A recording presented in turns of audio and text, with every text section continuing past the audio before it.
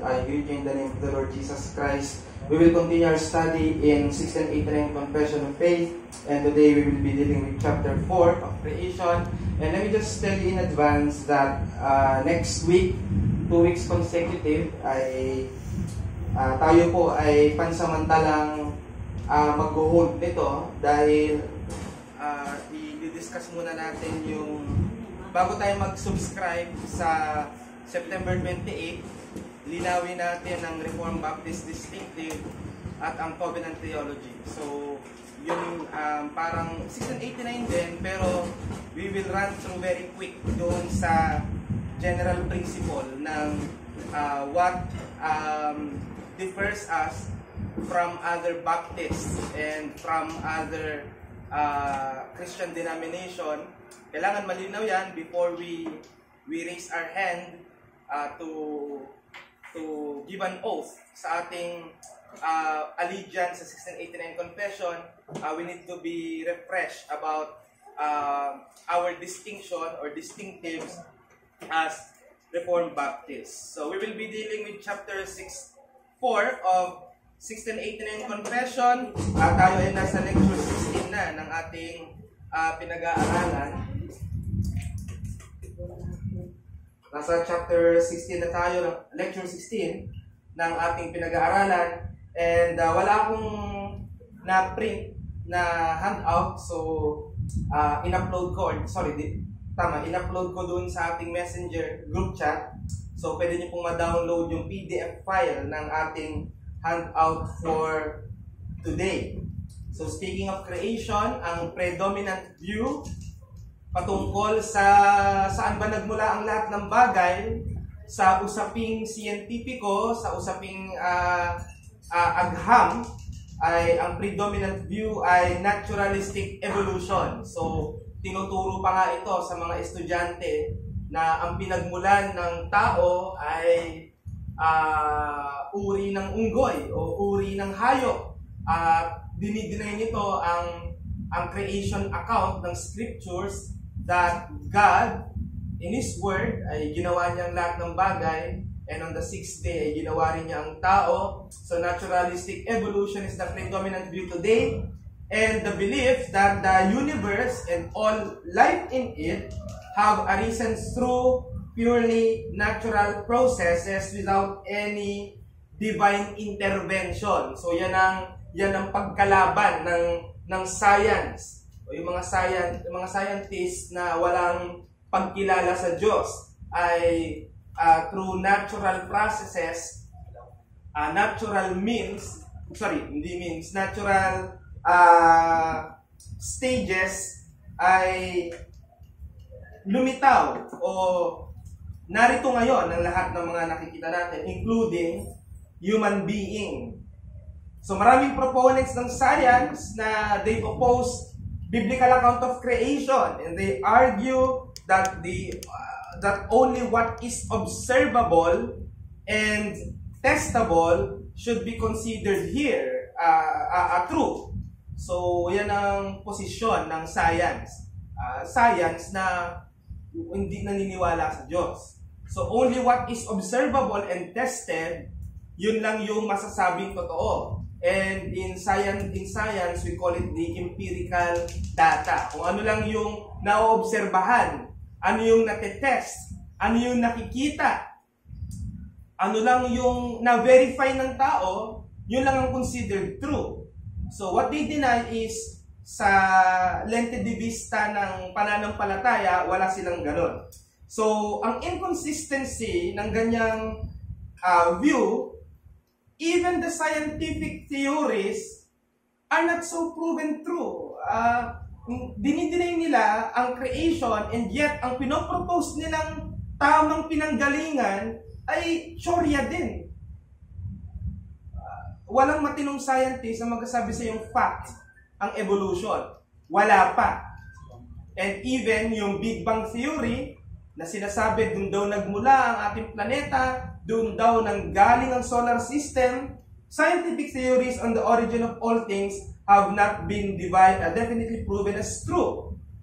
Nakabase yan sa best available data at subject pa rin yan for revision kapag may mga bagong information na lumitaw.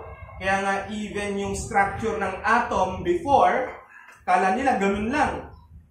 Pero sa pag-progress ng history at ng instruments para mas lalo mapag-aralan yan, ay nagkaroon ng mas magandang modelo na hindi nakita noon. So even science admits that they base their theories upon available data. So kung wala doon, hindi sila maniniwala. So lahat ng mga theory na kanilang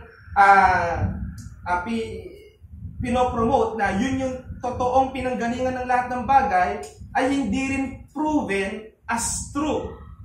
So, you deny creation dahil walang empirical data, and yet ang pinopropose mo, wala ring empirical data. So, which is which? Yun ang magiging question dyan. Saan ka titingin? Sa empirical o sa revealed? Creation is a matter of revealed will. Yun yung posisyon natin dito. Kaya dapat ba nating gawing magkalaban ang agham at ang sinasabi ng salita ng Diyos? Hindi. Walang ganong comparison. Well, in fact, science is a God's given tool para maintindihan natin ang kanyang creation. Kaya lang, science is limited to what is observable. Kaya kapag beyond that, ay doon na tayo pupunta sa what is revealed. Right? Science is God's given tool, pero you don't base your belief upon science. Because that is higher than science. What is that? The revealed word. The inscripturated word of God. Walang iba kundi ang salita ng Diyos. Kaya ang posisyon natin bilang Kristiyano, ang posisyon natin bilang mga Baptist, ang posisyon natin bilang mga Puritan, ang posisyon natin bilang mga Reformed Baptist is that God created everything in the span of 6 days. At tira natin na sinasabi ng ating confession, 1689 Baptist Confession, chapter 4 and paragraph 1. In the beginning, it pleased God the Father, Son, and Holy Spirit, number 1, for the manifestation of the glory of His eternal power. Second, wisdom and goodness to create or make the world and all things therein, whether visible or invisible, in the space of 6 days, and all very good. So, ano ang tinuturo ng ating confession? Ginawa ng Diyos ang universo at ang lahat ng nandito, ang science nagtuturo, universe is continuously expanding. Nag-expand pa rin ng universe according to their view. But what is revealed, God created the universe and all that is in it in the span of 6 days by the power of His word for His glory and the good of His people. Ano sinasabi ng ating confession? Ang Diyos ang lumikha ng lahat ng bagay. Universe, sansinukob. Ang Diyos ang lumikha ng sansinukob at ang lahat ng narito sa kapangyarihan ng kanyang salita para sa kanyang kaluwalhatian at para sa kabutihan ng mga tao.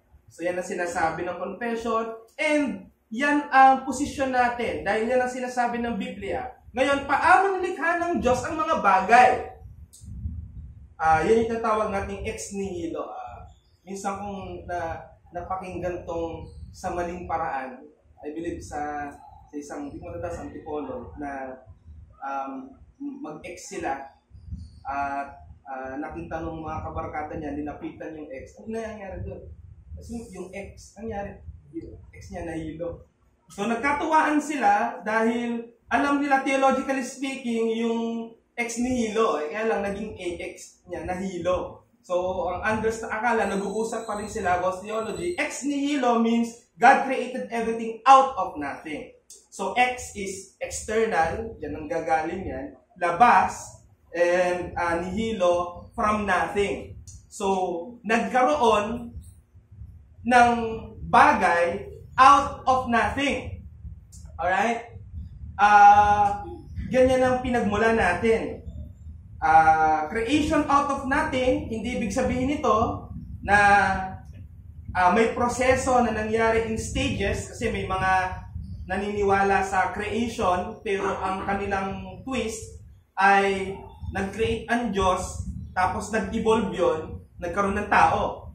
So may ganon, para mapagkasundo nila yung science at yung biblical account. Hindi tayo naniniwala doon.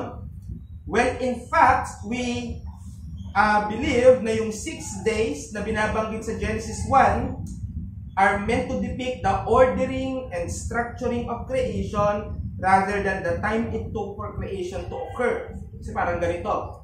Dahil daw nilikha ng Diyos ang dagat muna, mula doon, nagkaroon ng mga algae, nagkaroon ng mga halamang dagat, mula sa pagkakaroon ng mga halamang dagat, nagkaroon ng buhay sa dagat, tapos yung mga nilalang sa dagat, nakaahon sa lupa, nagkaroon ng amphibian, nagkaroon ng reptile, hanggang sa nagkaroon ng mammal. So, they define creation as that, na tunog evolution. We don't believe that.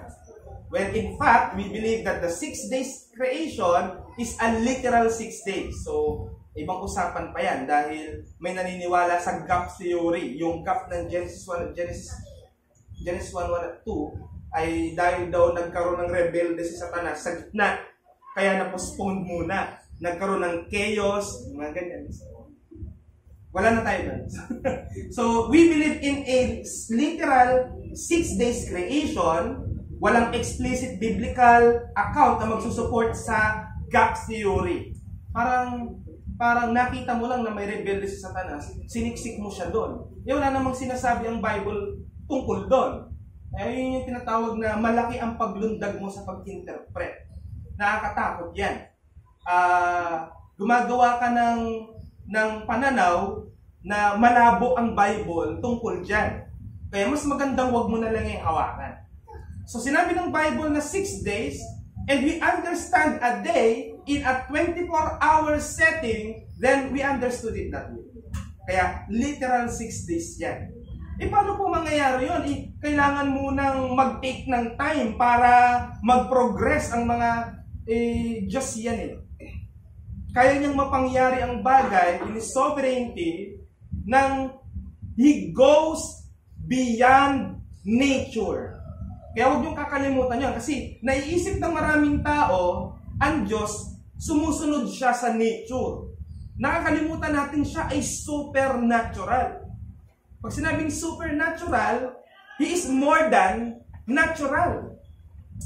Ano ba ang tawag natin kapag ang Diyos gumagawa according to nature? Providence. Di ba? Pag-iingat niya sa atin, gamit ang mga natural or ordinary means, we call it providence, but beyond that, we call it miracle. Yung mga paggawa niya na against na sa nature, kaya ng Diyos yon. Si Kristo nga nagbubuhay ng patay, against the nature yon. Against, well, sa theology, hindi natural ang death. Pero dahil tayo ay nasa sinful world na, ano na siya, kumbaga, natural na siya. Pero going against the nature is supernatural and miracle. Kaya wag po tayong mahulog dahil medyo scientific kang mag-isip, tapos believer ka rin, tinry mong i-reconcile yung dalawa, doon ka mauuwi.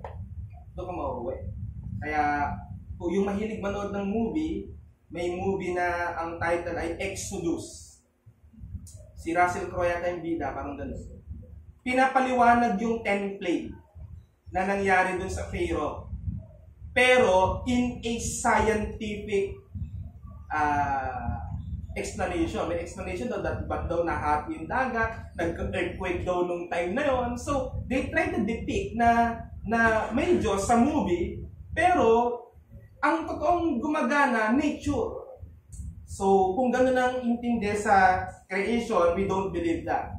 God created something out of nothing. Kapag naniwala ka doon sa tinatry i-reconcile, paano niyo makuprove ang pinagmulan ng isang bagay o pumunta ka sa pinakadulo. Kung ang tao galing sa it, saan galing yung it? Saan galing yun? Saan galing yun? Saan galing yun? Saan galing yun? Mauubusan ka na ng... Pag nandun ka na sa pinakadulo, maniniwala ka pa pag sinabing nagkaroon yan dahil sa salita ng Diyos. Hindi ka na maniniwala. So, mauubusan ka ng reason. Kaya, ano ang dapat gawin? Ang dapat mong gawin ay maniwala, literally, sa account ng creation. Ganun lang kasimple yun. Huwag natin i-try na maging scientific, napakalinaw. At isa pa, tinuro sa atin ng creation for just 2 chapters in the Bible. And yet, when people are trying to explain it, ang lalaki ang kakapal ng mga books. Ano mga pinagsasabi niya? On the first day, God created this. On the second day, God created this. On the third day, God created this. How do we understand it? Literal. Ganun lang po ang atake natin dyan. Kaya yung false compatibility argument suggests that the vastness of creation cannot be adequately explained by a 6-day time frame. Ang point, ginawa ng Diyos ang lahat ng bagay sa kanyang salita na beyond nature itself, sapagkat ang ating Diyos, siya mismo ang creator ng nature at ang lahat na nag-e-exist dito. Bakit pa susunodin ang gumawa ng likas? Ang gumawa ng likas ay ang Diyos. Kaya kaya niyang pasunurin ang likas sa Kanya. Yan ang tama. Yan ang Psalms 33, verses 6 to 9.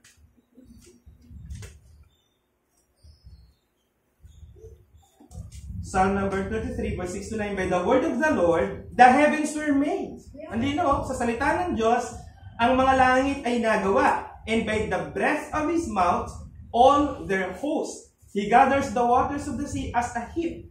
He puts the deeps in as storehouses. Let all the earth fear the Lord. Let all the inhabitants of the world stand in awe of Him. For He spoke and it came to be. He commanded and it stood firm. Yan yung creation out of nothing ex nihilo. God just said the word. Let there be light. And by His sovereign power, there was light. That's it. Hindi yung figurative daw po yun. Nung sinabi ng Diyos na let there be light, ang nangyari daw nun, dahil daw may chaotic na nagaganap sa planet Earth, nag-ascend daw ang mga phosphorus ng walang ganap. No? So, hindi tayo dapat mag-entertain ng ganyang klase ng interpretation. Now, paano nilikha ang tao? Yan.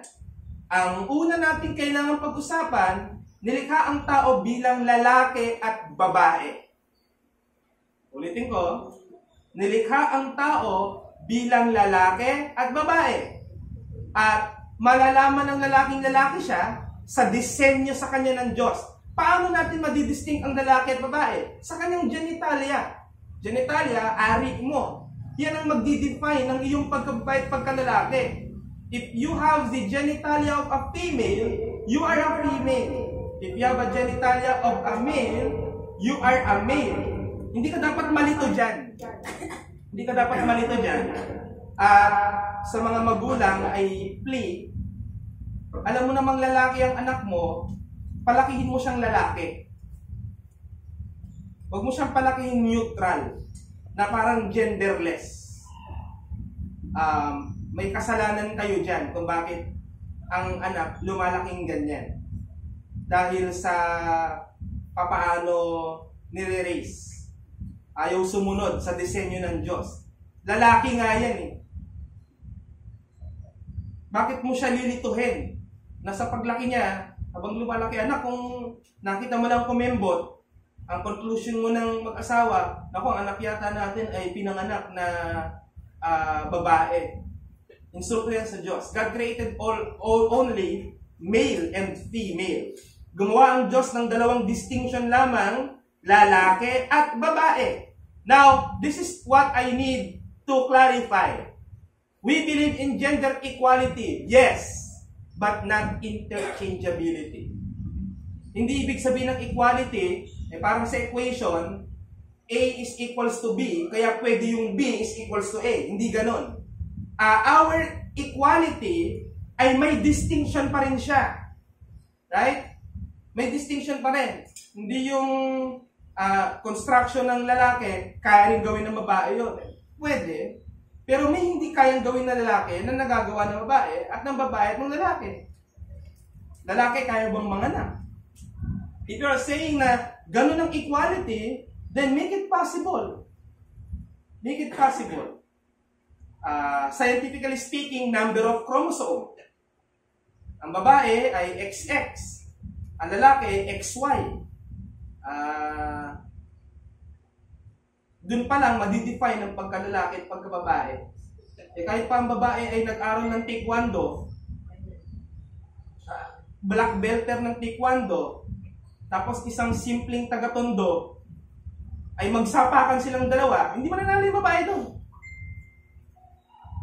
Hindi mananalo yung babae doon. Bakit? Kasi ang masculinity binigay ng Diyos sa lalaki.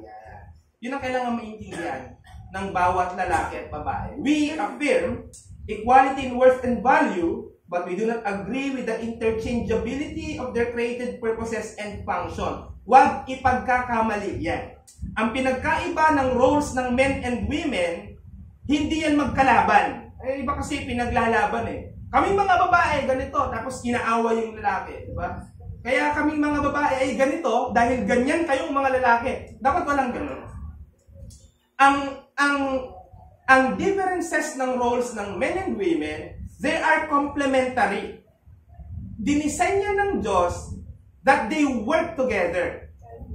Right? That they work together. Isang example, sa may kita nyo sa nanay at tatay nyo, may anger issue ang tatay. Konting bagay, umiinit siya. Pero ang kanyang asawang babae ang tagapagpakalma. Minsan nagkakabaliktad naman, di ba?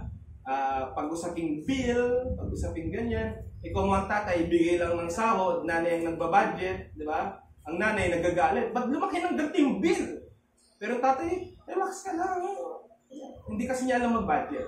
So sa ganung paraan, makikita mo ang complementariness ng different role, that they have equal worth and purposes, and they shouldn't be viewed as a competition. Don't compete men to women, and vice versa. They should be complementary. Kaya male and female distinction, anong distinction ng babae at lalaki sa usaping creation? Lalaki, ikaw ay husband. Kaya lalaki, asamin mo yan. Sabi ng Proverbs, di ba? He whoso findeth a wife, findeth a good thing. Kasi disenyo yan ng Diyos. Kaya kung nasa 20 na pataas, ay may prayer ka na ganyan, no? Na ihanda ka. Bagamat gusto pang ma-enjoy yung singleness mo, pero alam nga naman kung kailan kang mag-30 at saka ka palang nag-iisip, wala kang punta, wala kang... So, ang point ko is that papunta ka doon, dinisenyo sa'yo ng Diyos yun, kailangan na paghahanda na ipapanalangin niya. Ang husband, ang may primary role sa leadership. So, kahit sa family, inaatasan ng lalaki to lead the family. Kaya even creation mandate, may leadership ng lalaki. Pero, hindi superiority of manhood na tinuturo ng mga taga-antipolo. Kaya ang yayabang nila eh.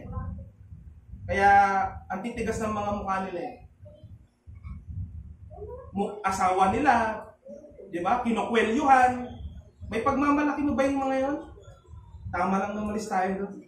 So, male, may primary role. Kung may mga nanonood. Note lang kaya, huwag na kayo mag-comment. So, sa preaching nyo, kanya yung kami tirahin. So, may primary role ang lalaki at provision within the family and church at responsible siya for guiding and leading the family. Ephesians 5:23. Let's have a look. Superiority. So 5:23. For the husband is the head of the wife, even as Christ is the head of the church, his body, and is himself its Savior. Hindi yan usapin ng sino ang superior at inferior. Mali yun yung gano'n. May equal yan, may magkaibang role. So, leadership ang lalaki. Babae ay support. Magko-complement yan. Paano ka magiging leader? Hindi ka sinusuportahan ng pinaglilidan mo. Diba? Yun ang ibig kong sabihin. So, they recognize your leadership. But it doesn't mean that you are higher than them. Hindi ganun yun. Pag ganyan ang pananaw, talagang mambubugbog ka lang ng asawa. Maninigaw ka lang ng asawa. Diba? Tatadyakan mo kasi hindi sumasang-ayon sa'yo. Female. Sabi ni Ricardo, mga babae para mahalin na lalaki. Totoo yun. Totoo yun. Sinasabi talaga ng Bible yan. But female, they are generally seen as having complementary roles that include support, partnership, kaya nga blessing yan.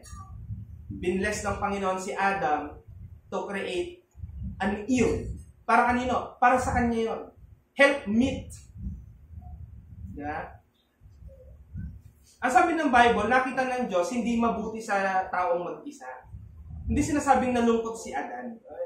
May mga myths behind di ba? Na nalungkot, nakita daw ng Diyos, nalulungkot naman si Adan, nag-iisa, nakikita niya yung dalawang aso, partner, yung dalawang pusa, partner. Kaya napilitan ng Diyos, creatan din siya ng partner. Hindi ganun yun.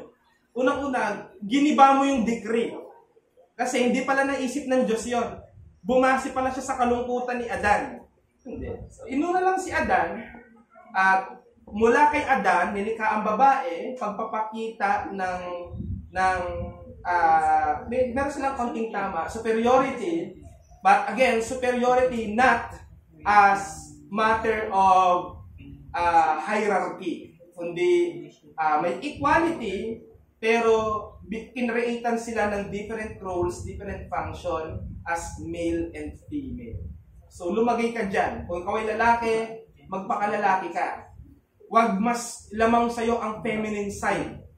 Ang problema ngayon, sa mga men, ay, sabi nga nung isang post-mill, ahit na yung balbas. Physical naman yung kanyang description. Ahit na yung balbas, mas nagpupulbo pa kaysa sa babae. So, wala naman akong problema sa gano'n. But what I mean to say is, kung pati ang kilos mo ay role ng babae. So, nasa loob ka ng parlor, nasa loob ka ng... So, nililito mo ang gender distinction. Kaya, wag po. Diba? Pagtingin sa kwarto mo, sasabihin mo, lalaki ka, pero andun yung mga cosmetics. Kasi nagko-cosmetics ka rin. So, diba? Yan ang kultura na ngayon. Even ng mga K-pop na mga lalaki. Nuknukan ng foundation, nuknukan ng... Nalilito, tuloy, ang marami. Parang ang pambabae, pwede nang gamitin ng lalaki. At ang panlalaki, pwede nang gamitin ng... Buti sana kung naubos lang yung Rexona mong panglalaki. Hinira mo muna yung Rexona ng pambabae. Pero pwede yun. Parang huwag kang mag-amoy ng anghit. Pero yung totally ay feminine ka, medyo may problem dyan. So dapat magpaka-masculine ka. At tinan mo, kahit sa pulpit, yung boses ng nagsasalita, di ba? Parang bakla.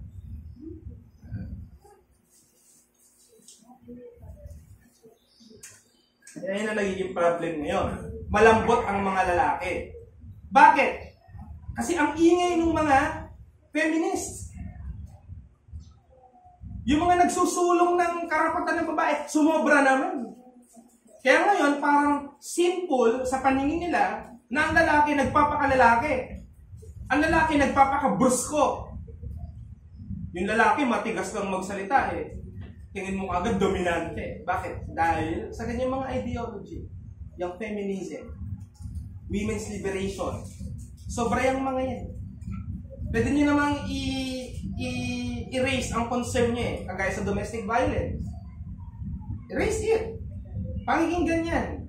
Pero not so much.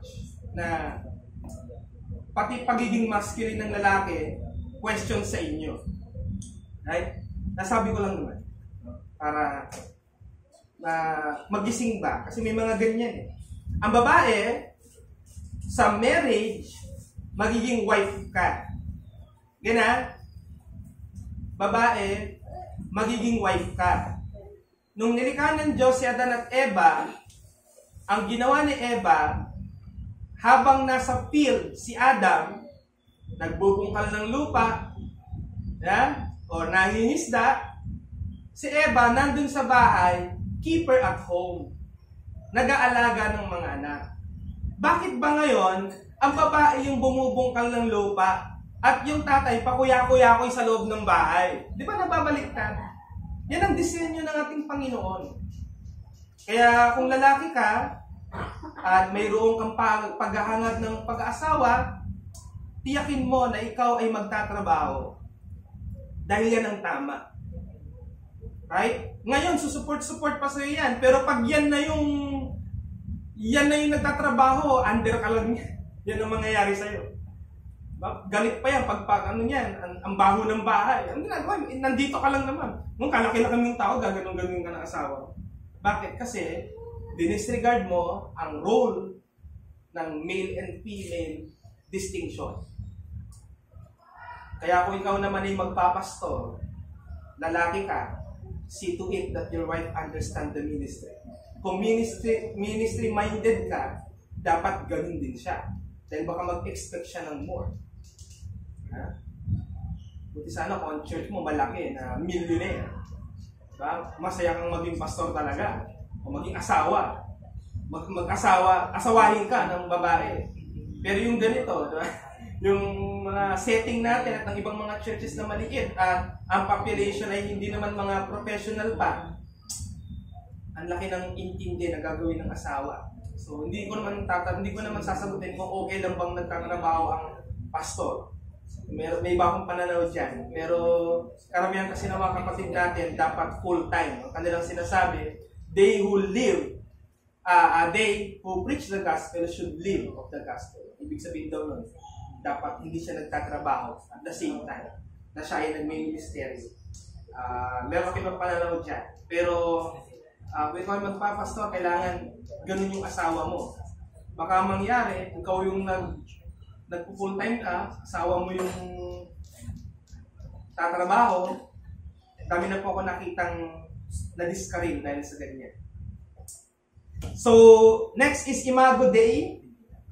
Ibig sabihin po niyan, created in God's image. Nasa usapin tayo ng tao. So, malinaw sa atin, may lalaki at babae. Wala pong ibang gender. Walang ibang gender. Gawa na lang nila yon. Pero wala namang nabago. Maaari nilang mabago sa pamamagitan ng pag-opera, pero yung chromosome din mo mabago yun. Yun talaga ang marka na isa kang lalaki o isa kang babae. Kahit may genital na ng pambabae ang lalaki, di pa rin siya mag-child. Di pa rin siya manganganak. Kaya ang disenyo, hindi yung pagpinanganak, paglaki, hayaan natin siya na i-discover ang kanyang sarili. Paglaki, turuan mo siya maging grateful sa binigay sa kanyang gender. Yun yung tama. I-culture mo na siya sa ganun. Hindi yung sa mga superior ko, nakita lang niyang sasayaw-sayaw yung anak niyang 6 years old. Iniisip niya na bading. So, binigyan niya na ng mga pambabae. Napunta talaga sa doon. Punta talaga. Kasalanan ng magulang yun. Yung mga ganun. Alam mong bata yan eh. Idol eh. Manak ni Cruzakino, di ba? Kaboses niya. Maklabi.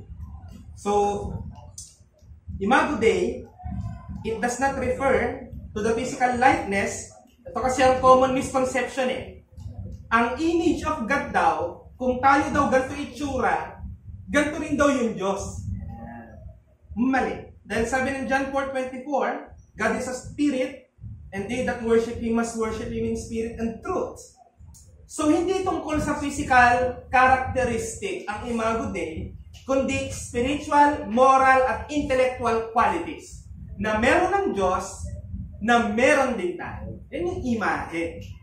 Di ba? Siya yung totoo, tayo imahe niya.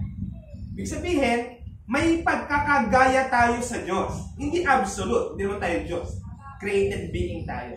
Pero we are bearer of God's image. Hindi yan imahe na dahil may mukha ka, may mukha rin siya. May katawan ka, may katawan din siya. Hindi ganun yun. At ang isa pang important misconception dyan is that nung tayo daw ay nagkasala, nawala na daw yung God's image. Mali ulit. Kahit ang fallenness ng man, hindi niya nabura ang image. Nadumisan ang tamang term. Marred by sin. So while sin has marred and distorted the image of God in humanity, hindi ito completely lost. Sinasabi ng confession natin that the image of God in humans is still present but damaged. At ang kailangan niyan, restoration sa pamamagitan ng redemption. Kaya, lagi niyong tatandaan itong dalawang bagay na ito. May creation. Nahulog yung creation. Ang kailangan ng creation, redemption. Para ma-restore. Ganyan ang dapat natin makita eh. Hindi, may creation, nasira ang creation, magke-create ng bagong creation. Yan ang turo ng iba. Ang tama, may creation, nalaglag ang creation, i-redeem yung creation. Mare-restore siya. Yan tama. Kaya, from creation to redemption, to restoration. Yan tama. So, nawala yan, or namarkahan yan, at ang kailangan niyan ay redemption in Christ who renews and restores the image. Ito yung tinatawag na comprehensive gospel. Malimit niyo maririnig sa mga proponents ng kingdom theonomy at ng post-millennialism. Hindi naman ako post-millennialist, pero I agree sa principle ng pinalawak ang gospel. Kasi ang nasa isip ng marami, ang gospel, usapin lang sa tao bilang makasalanan. Well, in fact, ang binibigyang lunas ng gospel, yung tao na naging dahilan kung bakit ang creation ay pumangit at maging yung creation ma-restore din. Kaya nga sabi, kung hanggang saan nakarating yung kasalanan, living or non-living man yan, makakarating din yung bisa ng ebanghelyo doon. Kaya ang death ay hindi natural sa tao. Hindi natural ang death sa tao. Hindi ka dapat mamamatay. Hindi ka nilikha ng Diyos para pagkatapos ng 100 years, mamamatay ka na. Ang kamatayan ay naging bunga, parusa ng pagkakaroon ng kasalanan sa atin. Kaya ang kamatayan, dadanasin ng tao. Kaya ang tao namamatay. Bakit? Kasi hindi natural yun sa atin. Kaya burayin nyo na, kung may ganung isip, natural pong mamatay. Alam kong ibig kong sabihin. Ang ibig kong sabihin kasi, dyan pumupunta ang tao. Pero kapag babalik tayo sa creation, di ka nilikha ng Diyos para mamatay. Yan ay naging epekto ng pagpasok ng kasalanan na binigyang lunas ng ating Panginoong Jesucristo. Kaya in Christ, you shall see death no more.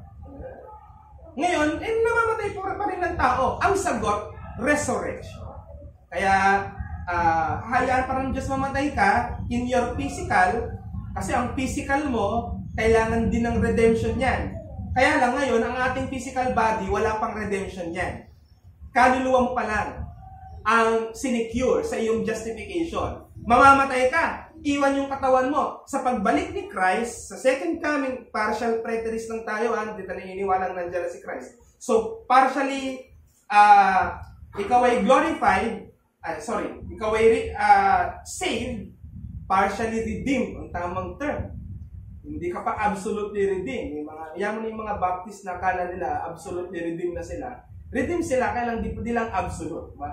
Partially redeemed pa tayo. May kasalanan ka pa. Tumatanda ka pa. Humihina ka pa. Paano mo sinasabing absolutely redeemed ka? Kaya ngayon, ano ang naging theology nila? Kasi hindi naman tayo para sa lupa. Para tayo sa lahat. Okay. Pwede na.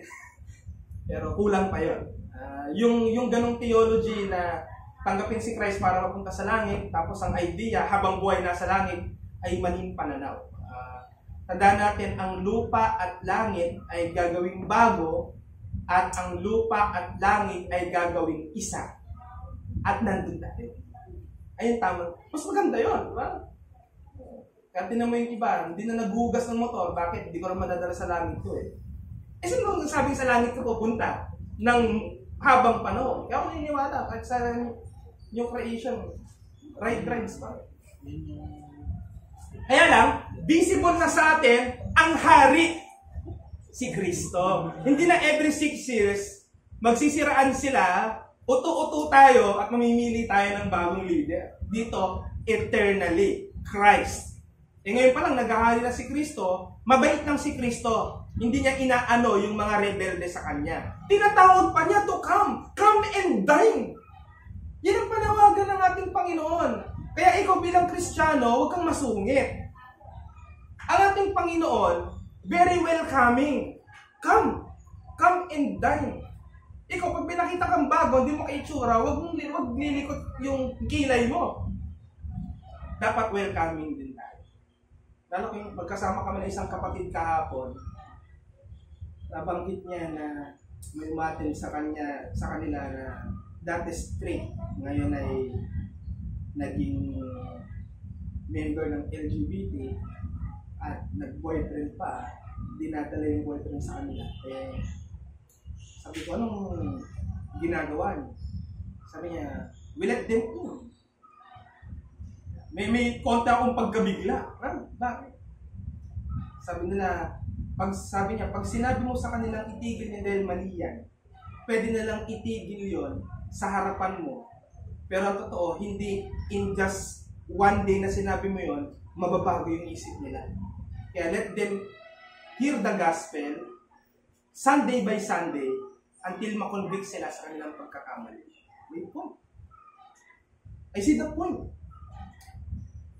Basta malinaw lang sa church yung members at non-members distinction. Na nandiyan kayo, okay lang yon. Pero okay lang din sa amin kasi hindi kayo members. Kaya wala kayong whatsoever bearing sa image namin as a church. Yun ang malinaw. Basta huwag mo ibabaptize yan na ganyan yan. O dapat. Yun ang malinaw. Kaya, ganun pala dapat. Kahit pa paano, bearer pa rin yan ng image of God. Kahit gano'n pa yan kamakasalanan. Naaawa pa rin yan. Kahit yung notorious killer Ang notorious killer, pagka nag-hug sa anak yon, pag nag-aruga sa asawa yon, taglay pa rin yung image of God. Yung demonyo lang talaga sa ibang tao. Pero sa kanyang sambayan, sa ganung point, ay meron ka pa ring point na panggagalingan para may pasok sa kanya ang gospel. Wala tayong problema sa ganyan. Kaya ang teaching, nilikha ng Diyos ang tao na unique sa ibang creation. Huwag ka maniniwala. Huwag ka maring mag-aasawa ng atheist. Isang anak, nanay niya ay scientist na atheist. Tatay niya, scientist na creationist. O naniniwala sa creation. Sabi ng nanay niya sa anak niya, anak, ito mga picture, mga apes. Ito, dito tayo galing. Ito ang mga ninuno natin. Sabi ng tatay, sabi niya sa tatay niya, tatay, sabi ni mami, galing daw tayo, ang mga ninuno daw natin, mga unggoy. Sabi niya, yun yung angkan ng mami mo. Pero ako, hindi.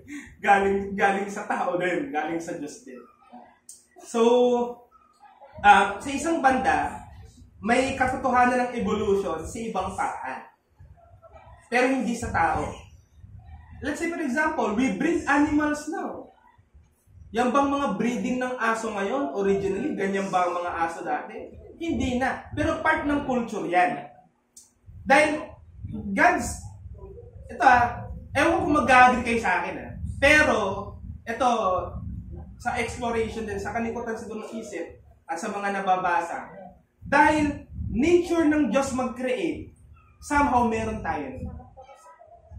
By what means? Innovation. Yung ginawa ng Diyos, nagagamit natin to create something. Semento. Di ba? Yung mga taong tabon, wala namang ganyang bahay. Later on, na-invent, na-discover, pwede palang maging semento ang ganito. Yung tiles. yung microphone, lahat. Epekto yan ng pagiging bearer natin ng image ng Diyos. Kaya walang masama dyan. Mga kapatid, walang masama sa mga naiimbento.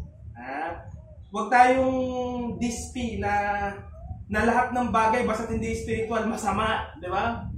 Uy, ba't ang Bible mo nasa tablet? Wala ka ng tablet. Bili ka. Di ba? Huwag mo akong punayin, hindi nga kita pinupunay. Di ba? So, walang problema doon mga kapatid. Dati lang yon. Mga maninilip kami. Pero walang problema. Kahit pa laptop yan. O kahit pa magmakinilya ka dyan habang nakikinig ng sermon. Ito lang maingay. Pero walang masama dyan. Walang masama. Kasi bunga yan ng pagiging bearer natin ng image of God. Sa pananamit. Wala rin tayong ano dyan. Basta maitago ang dapat maitago at hindi magiging kapupulutan ng kasalanan ng iba ang pagtingin sa iyo. So, kaya mga kapatid, yan ang sabi ng Genesis 1:27, we are created in God's image after His own likeness. Ang mga karakter na ito ay galing sa Diyos. So, dahil tayo ay bearer of God's image, tayo ang binigyan ng dominion mandate. Ano po yung dominion mandate? Ikaw, tao, ang mga laga sa sangnilikha. Kaya ano mo, tao, yung paggawa ng dam, yung mga inaano nyo. Di ba? Alam niyo ba yung Kaliwa Dam? Yung malaking ilog dyan sa Quezon hanggang Tanay, pinaplano ng gobyerno gawing dam para hindi galing sa Angat lang yung tubig natin dito sa Metro Manila at sa Mega Manila. Mega Manila na tayo. Gustong gawin, dam yon. Ngayon, itong mga indigenous, ano ba indigenous dyan? Mga dumagat. Yan ang tribo sa Rizal. Yung mga dumagat, dyan sa Tanay, General Lacar, ayaw nila. Dahil ilog daw nila yon. Sa umpisa, may sympathize ako. Oo nga, ba't mo nga gawin sa kanila? Pero ang point kasi dito is, so, wala rin kayong pakialam sa Metro Manila na ang laki ng krisis ngayon pagdating sa bagay na yun. Yung ganong mentality na amin to kesa sa yung good for all. Yan hindi na nakikita.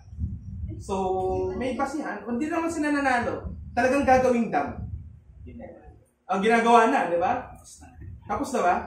Dahil nung nag-ano tayo sa Marilaki, nakita natin yun eh. Nakita natin yung Kaliwa Dam na yun. Ang ganda po nun. Kahit sila makikinabang doon. Ilan lang kayo. Hindi rin kayo may-ari yung ilog. Hindi naman kayo may-ari yan eh. Maraming makikinabang dyan. Nagkataon kasi, sentralisadong pamahalaan ng Pilipinas. Lahat ng tao pumupuntang Maynila. At dahil lahat ng tao nandito, compress tayo, yung supply ng tubig, supply ng kuryente, talagang alnipis na pagdating. Malapit lang sa atin, yung Quezon lang yan. So, ang naisip ng gobyerno, may common grace kasi sila, binigyan sila ng Diyos ng katalinuhan, maggamit yon para rin dito at para rin sa kanila. Ba't ayaw nyo? Hindi naman kayo yung pagagastusin eh. Pride lang yun. Amin to. Ganyan. Kaya nga ngayon, nakabahag pa rin, nakaano pa rin tinuturuan naman na ng gobyerno. Ako, when it comes to Christianity, kung gusto nilang ganun pa rin, huwag natin pakialaman. Kaya lang, huwag natin sobrang i-westernize. Kasi, kaya napagbibintangan na huwag natin tanggapin yan dahil tuturuan lang tayo maging Amerikano. Kaya pag narinig yung Christianity, mga Christian yan, gagawin tayong Western yan. Yung kagad yung isip. Sabi nga ni Pastor Olan, may mga mangyan na minimisyonan sila, pati ba naman pag-toothbrush, tinuturuan mag-toothbrush, tinuturuan gawin ng shampoo, ng sabon, kaya may mga taong ayaw. Teka, binabago nyo kami, gusto namin, baho kami. Importante lang, gas. Ngayon, pwede mo silang influensyan. Alam mo, nagsasabod kami para hindi nagmamantika ang mukha. Pero yung culture na immoral, yun ang babaguhin. Halimbawa, ang dako nila pwedeng asawain kahit bata. Ganun kasi sa kanila, na binabago ngayon ng mga missionary natin nandun sa Mindoro, puro mga mangyan. Pero dito, hindi. Tayong binigyan ng Diyos ng dominion mandate. Kaya, yung kanyang natural creation, malamang makakaisip tayo ng mga innovation. Yung dam, God-given ability yan para makapag-ipon ng tubig ang tao. Dahil sa lahat ng pagkakataon, ang ilog mataas. May time ngayon, ang ilog ng Angono, wala nang tubig, parang kanal na lang. So, may ganung pamaraan ng tao. Hindi tayo kung ano yung nature, dapat yun lang. Naalala niyo ba yung panahon ng hippies? Ganyan sila, diba? Yung mga hippies, yung mga ayaw nila ng mga makabago. Ba't ayaw nyo? Sabi nga nung isang post nila narinig ko, kung nasa panahon natin si Jesus, may iPad din yun. May iPhone din yun. May kita naman natin that even Jesus used the technology during this time. Yung para maging microphonic yung kanyang boses, saan siya nagpipreach? Diba dun sa dagat na nakabangka lang siya? Kasi pag nandun ka, ang boses mo, yan, ang lakas ng amplification niya. So tama naman. Kung si Jesus ay nasa panahon natin, diba? Kaya lang ang weird, may page siya. Diba? Nag-tweet din siya. So, sabi niya, huwag na lang dyan. So, doon na lang siya sa panahon niya. Looking backward, parang ang weird ng gano'n. No? Kaya lang, ang image of God agad na distort dahil sa kasalanan. Ang kailangan lang yan, ma-redeem sa pamamagitan ng ating Panginoong Jesucristo. Ano ang nagre-redeem ng fallen creation? Gospel pa rin. Gospel pa rin. Yun pa rin ang sagot dyan. Kaya isang beses, pag ikaw talaga ay dispensationalist, iba tingin mo. Kaya isang beses si MacArthur, naimbitahan siya na kunin ang boses niya tungkol sa global warming. Ang sabi niya, hindi ko mission yan. Hindi ko ano yan, dahil sisirain din naman ng Diyos yung mundo. Ganun talaga magiging implication. Kasi ganun ang paniniwala mo. Pero kung naniniwala ka sa isang mundong ire-restore ng Diyos from sin and the effect of sin, ngayon pa lang mangangalaga ka sa kapaligiran. Diba? At saka kahit Kristiyano ka, nakikita ka, nagkakalag ka. Diba? So, may ano pa rin yun sa'yo eh. May puna pa rin sa'yo yun eh. Kapitbahay ka, na alam na Christian ka, tapos tinatambakan mo sila ng basura. Diba? So, may epekto yun. Kahit hindi sila naniniwala sa mga bagay niya. Kaya ang isa pa, ang mga hindi mananampalataya, takot ka rin galawin kahit papaano. Kasi nasa isip nila, malakas to kay Lord. May ganyan kaya. May ganyan. Kaya lang, pag nakita kang garapal ka, di ba? Mawawala ang takot nila sa'yo. At ang masama pa, mawawala ang kanilang respeto sa Kristyanismo. Bakit? Dahil sa'yo. Kaya pagsusulitin yan. Kaya recall natin, meron kayong mga na-open sa atin, sa asta ko, at panalangin mo paano sila mababalik kung buhay pa sila. Kaya challenge, reflect God's character in your actions, uphold the dignity of all people, care for creation responsibly, and seek restoration and renewal through Christ. Yamang nilikha ng Diyos ang lahat ng bagay, tayo ang sumira bilang tao, maging ahente tayo ng pag-aayos. Kaya, embrace the gospel, be engaged in community, walang problema dyan. Sali kayo sa mga NGOs, sali kayo sa mga ibang mga programa na ang layunin ay pagtibayin ang humanity, pagtibayin ang nature protection, walang problema doon. Basta, ang layunin mo, nakatingin ka dahil i-redeem ng Diyos ang mundo. Hindi lang ikaw ang i-redeem bilang nagkasala, i-redeem din niya ang mundong nasira dahil sa makasalanan. Kaya mahalin ang mundo dahil dinisenyo tayo to live on this world. Kaya kaya pala dati may mga tanong, sa langit po ba, praise and worship lang tayo? Yung sagot ng mga pastor, oo, masaya yun. Pero kahit sila hindi, sinungaling yung nagsasabi ng gano'n. Kasi isipin mo ngayon, nasa langit ka, wala ka bang gagawin, kundi araw at gabi, hallelujah, hallelujah to the Lamb. Kapagod yun, diba? hindi pala ganun. So, ngayon na tayo ay nasa Reformation, naiintindihan natin na new heaven and new earth ang dinisenyo sa atin. So, dito pa rin. Kaya lang, malapit tayo sa Diyos and we can also ascend to heaven. Next week, we will be dealing with Reformed Baptist Distinctive and Covenant Theology muna, tapos Reformed Baptist Distinctive, tapos next Saturday ay subscription na natin. In case na kapag nandun tayo sa venue, may mga individual na kausapin ng kahit sino sa atin na tanongin tungkol sa bakit kayo naging Reformed.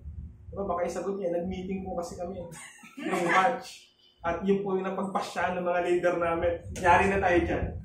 So, kailangan kayo mismo nakakaintindi individually why we are